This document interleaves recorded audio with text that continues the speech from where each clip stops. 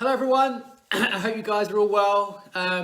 Welcome to this week's Weekly Wisdom. Really topical one, research wrap up this week where we're looking at some of the key research that's come out in the recent months and really relevant what we're talking about today with all this beautiful weather. And it's the issues and concerns, the very real concerns around the toxicity and the disease risks of sun cream, okay, which has been pretty depressing reading, actually, if I'm honest.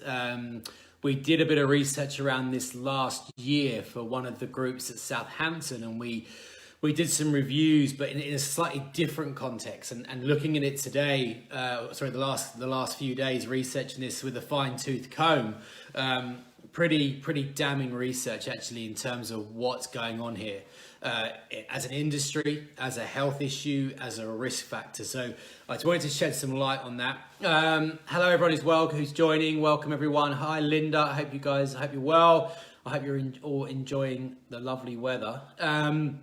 So sunscreen. Hi Lindsay, other Lindsay. Hope you're well. So obviously sun this time of the year, and rightly so, sun health, sun protection, skin health becomes a really topical issue, and it gets a lot of headlines, a lot of press, a lot of media, and rightly so.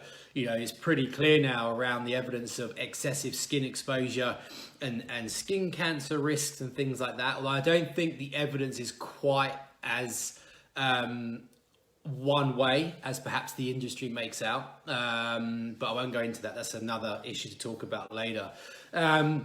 But obviously what is key is that most people will be using sunscreen, and probably quite a lot of it, particularly on the weekends, in the evenings, if we're out or whatever, people are applying lots of sunscreen. We're down on the south coast. We took just went out down to the beach yesterday afternoon, and obviously everyone is lathering it on, and that's what viewing it in a different light, I suppose, based around the reading and the research I've been doing for the last week. But if you go on the weight of evidence as it stands right now, sunscreen is labeled as probably the most, or one of the most toxic body-based products that we use as a in the world. It pretty much eclipses anything else that we're using in terms of what we put onto our body, what we put onto our hair, the things we use for cleaning, those kinds of things. At the moment, it seems that sunscreen is pretty much at the top of the table in terms of risk factors. And I pulled up some evidence, and just to put this into perspective, the FDA, the Federal Drug Agency in America, they're really conservative. And they don't like breaking from the norm. They don't like moving out of a safe space, and they're the opposite of maverick. Okay, but to put it into perspective, they themselves, the FDA, are pushing for synthetic sunscreens, or the main compounds that make them up, to be banned by 2025, because they conducted a really comprehensive, independently audited review in 2019 around the health risks of sunscreen. That's what I've got access to. That's what I've been researching, amongst others. And to put it into perspective, there are 86 ingredients that commonly make up sunscreen. If you go into any shop and just buy off-the-shelf sunscreen, not a kind of a non-toxic one, just a general one, which accounts for about 90% of all the sunscreens on the market, out of the 86 common ingredients, only two out of 86 could be classified as safe. Okay, only 2 ingredients out of 86 could be classified as safe. All of the other ingredients, so 84 out of 86, they're not just not safe, they're overtly toxic, they're dangerous, they're damaging, they're really bad. And the only 2 that are good The only two that are safe and non-toxic are the zinc oxide, which I think most people know about, and the other one is titanium dioxide, which is less commonly used, but it's still classified as a non-toxic ingredient. Okay, but the reason that the health risks of sunscreen are so bad is because of the way we use it and the way it infiltrates the body. Okay, because you think about other things that are bad. You might be using Sillet Bang to clean the oven. You might be using an air freshener. You might be using acetone to clean nail varnish, whatever it is. It's a tiny percentage. You're using it once a week or once a day for a brief few seconds. Okay, think about sunscreen. We're applying it to massive areas of the body, huge surface areas of the body, covering what? 60, 70, 80% of our body surface area. So we're applying huge amounts of it onto the body, and often we're applying it multiple times a day. We're applying it morning, afternoon, evening, or before we get in the water, or after we get out of the water. And because we're applying a lot of it, and we're applying it to big surface areas, it enters the bloodstream really quickly. And this is the key point. If you look at the research, after you apply these bog standard, off-the-shelf sun creams, these toxic compounds, things like oxybenzone, all of these nasty compounds, they enter the blood really quickly because of the way they penetrate through the skin.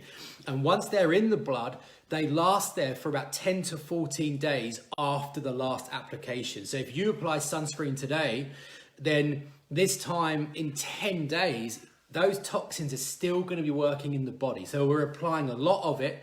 We're applying it to large areas of the body. It enters the bloodstream really, really quickly. And we don't just do it for 2 days a year. We could be using sunscreen for 2, 3, 4, 5 months a year, depending upon where we live, holidays, etc. So this is a really big issue. It's an issue that can really overload the body and can really expose the body to a disproportionately high level of toxins. Okay, because you think about, I can't think of anything else that we apply in such quantities for such a long period of time, almost universally, as sun cream. I can't think of anything else that's as exposing, I suppose, as sun cream. So this is a really big issue. And what happens when we do that? What are the clinically proven, evidence-based impacts of these toxic compounds, these oxybenzones, all the other ones? What happens when they enter the body? What does the clinical trial data show? What does the evidence show?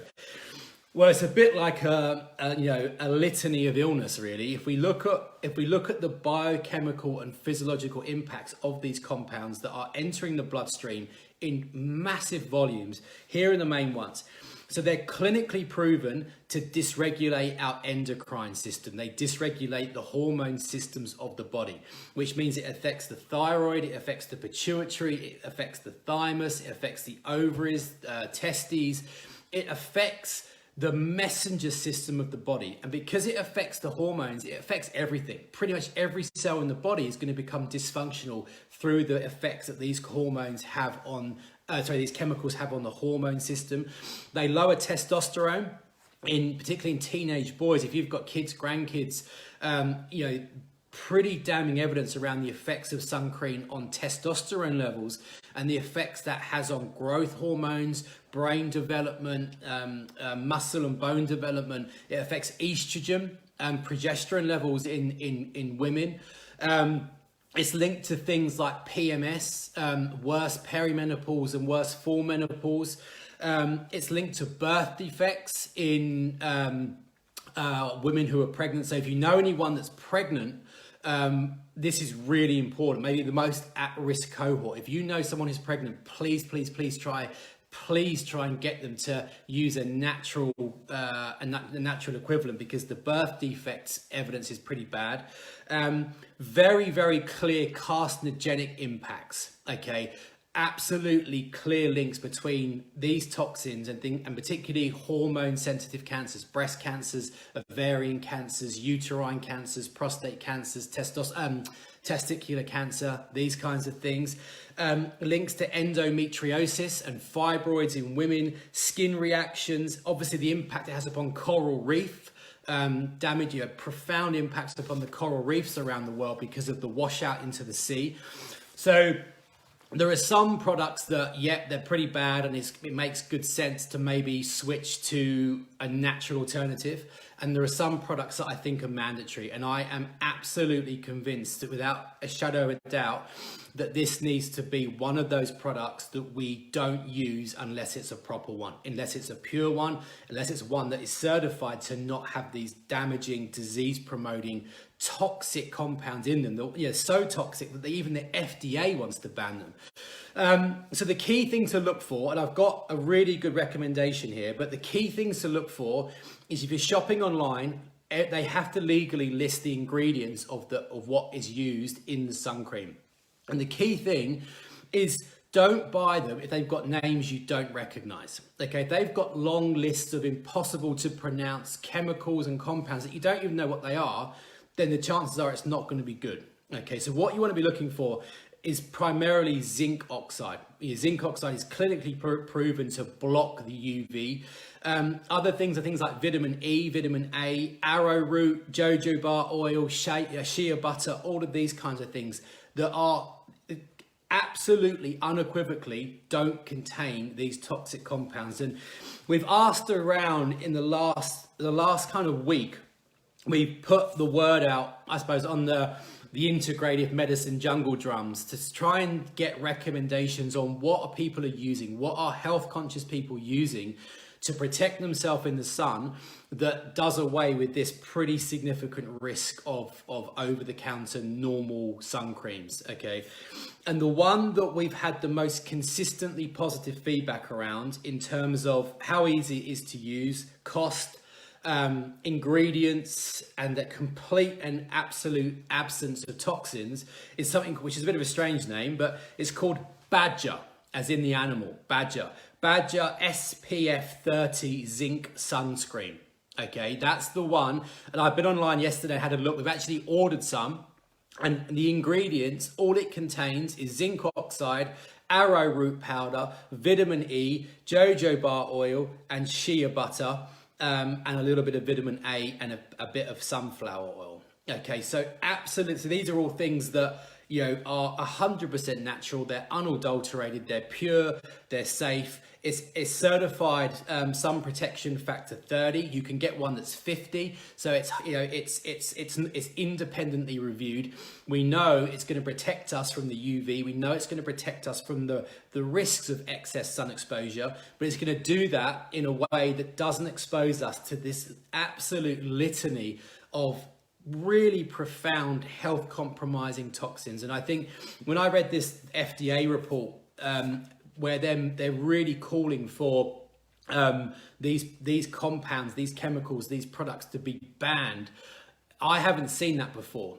You're bearing in mind that even the weed killers, they're still not banning, but the fact they're asking to ban this, and I think it's not so much the chemicals, it's the way we use them. We're lathering it onto large areas of the body, on our kids, on pregnant women, on people who've got cancers, and we're doing it for weeks and months, a year. Okay, so this is a really big issue. So I guess I'm also asking a bit of a favor here, in that if you could spread the word with this, people you work with, family, friends, neighbors, I think.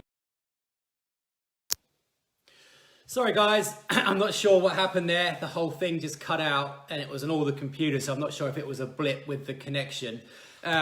So just got some, I was wrapping up anyway, but just got some questions here that I thought I would just quickly look at.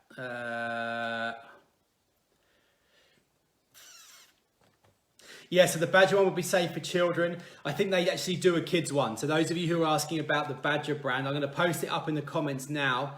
So you've got the link for it. But the Badger, the brand that we've had, I haven't used it, so I can't testify to it myself because I haven't used it, but we have ordered it. But the feedback we've had around it has been exceptional. Okay, so the Badger brand is probably a really good one to try. Yeah, Jacqueline, they do a kids one too.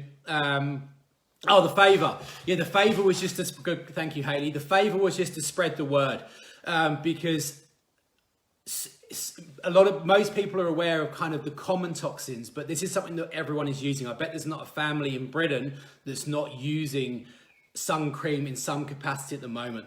And what we need to do is we need to get people aware of this, because in the same way that, you know, so many chemicals have been banned in the last, you know, 15 years because of public pressure, and if people stop buying standard sun cream in favor of non-toxic ones, people are going to stop making it. So what we need to do, and we're going to try and write an article about this, but is to try and get real pressure on people to not buy toxic based synthetic sun cream. So yeah, we've got a big community on here now. We've got about 300 people on here. If everyone on here tells 5-10 people, that can create a real ripple effect. And I think it's a real almost ethical obligation, because it's going under the radar. It's absolutely flying under the radar. And things like, a lot of people know about Teflon, and a lot of people know about Silip Bang, and obviously everyone knows about asbestos and this, that, and the other. But this isn't something that some people are using. This is something that everyone is using. So I just think it's one of those things where we just need to create a bit of a movement here, and we just need to say this, and don't go into Boots or Superdrug and just buy your average, you know, SPF 30 and just use it. We can't do that. We can't be that naive. We've got to really open our eyes here, because this report, it's not an insignificant thing. It's a really damning thing. And these aren't small issues. This hormone dysregulation, this hormone dysfunction, this is massive. This affects energy, it affects fatigue, it affects fertility, it affects cancer, it affects sleep, it affects mood, it affects the liver, it affects everything. So, you know, if we start applying sun cream now and we use it for June, July, August, even a couple of times a week, you imagine what our biochemistry is going to be like come October, November, after 3 or 4 months of cumulative use.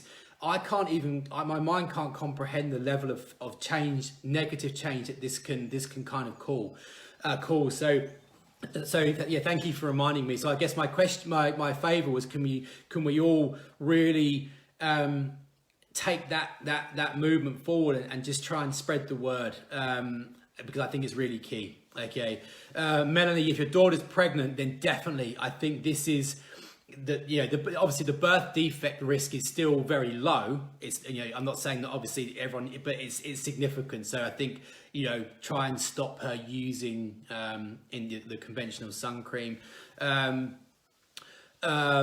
Mineral funk, you know, the face sun cream, the really thick white ones that you see the cricketers using, like they're really good. So there's a brand called Shade, as in shade, as in you go into the shade.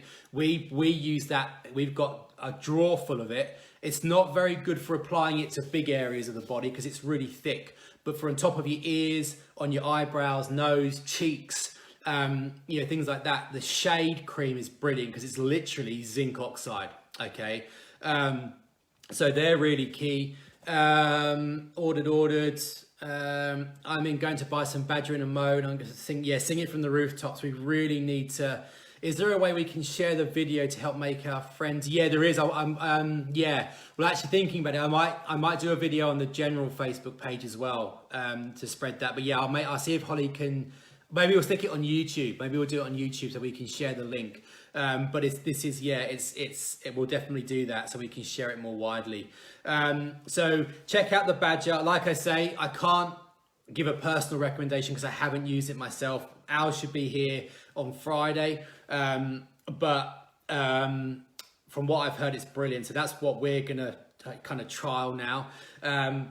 So I'm sorry that the previous video cut out, but I covered most of it in the previous video. If you're watching this one, you know, retrospectively, then check out the first video. That's the most important one. Any questions about this, do let us know. If you've got any concerns about it, do let us know. We're not advocating not protecting your skin. Obviously, we're just advocating not using toxic ones. So I hope that's been helpful. Other than that, so tomorrow, the first of the Art and Science of Healing Herbal Infusions is going live. So this is really excited about this series because herbal teas are how most people consume herbs. And there's such a powerful framework for how we do that. So it's going to be 5 or 6 modules. the module that's being released tomorrow is all about how herbs work. Before we dive into the formulas and the structures, it's just going back a bit and looking at how do herbs actually change our physiology.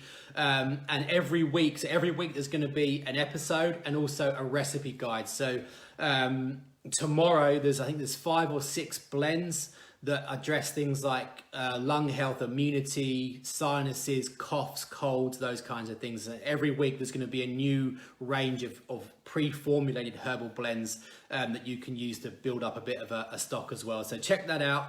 Other than that, have a lovely day. Enjoy the lovely weather, and I'll see you all soon.